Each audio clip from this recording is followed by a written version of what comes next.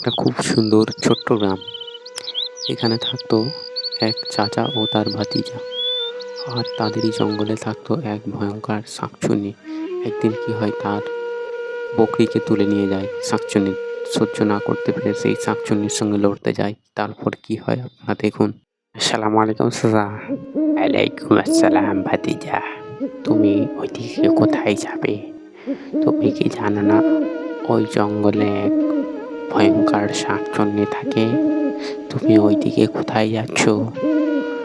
তুমি ওইদিকে কি করতে যাবে?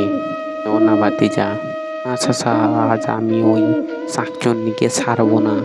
ও আমার বকরি নিয়ে চলে গেছে, ওকে আজ ছাড়বই না আমি।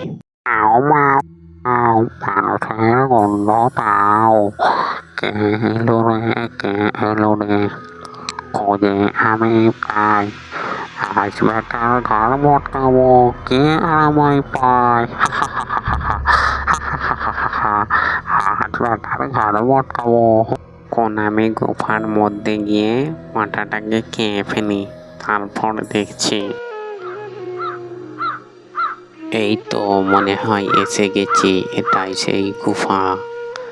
এখান থেকে নিয়ে আমি ওই শাকচুন্নির খোঁজ পাবো। আজ আমি ওই শাকচুন্নিকে ছাড়বো না। ও আমার একটা বকরি নিয়ে চলে এসেছে। যাই ভেতরে গিয়ে দেখি কি হয়। ওকে তো আজ আমি ছাড়বো না, আছে আমি দেখব।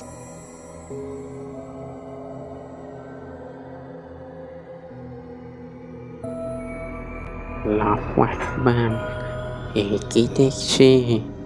এত ভয়ঙ্কর শাকচুন্নি, কি হবে এবার? ভয় পেলে চলবে না। এই ছোঁড়া, কে রে তুই? এখানে কি করতে এসেছিস?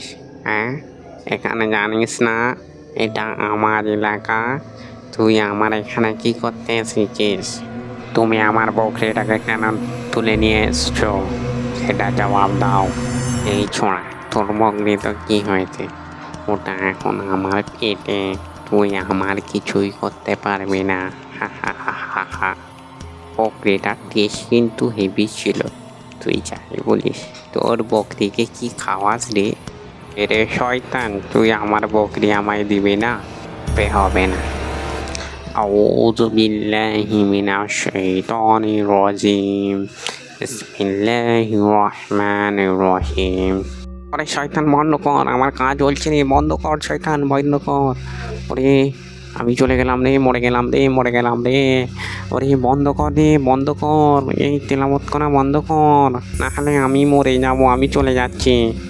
আর তোর বকরি খাবো না, আমি কথা দিচ্ছি। পর সে তাকে তাড়িয়ে দেয় এবং সে যাবার সময় বলে যায়, আমি আসবো, আমি আবার ফিরে আসবো, আমি এর বদলা নেব, আমি তোকে ছাড়বো না। হা হা হা হা হা। সে সেখান থেকে চলে যায় এবং বলে যায় আবার আসবে। সেই শাকচুন্নিটা চলে যাবার পরে ছেলেটাও চলে যায়। তো এ থেকে আমরা এটাই বুঝলাম যে সাহস ও বুদ্ধির জোরে অনেক কিছুই করা যায়।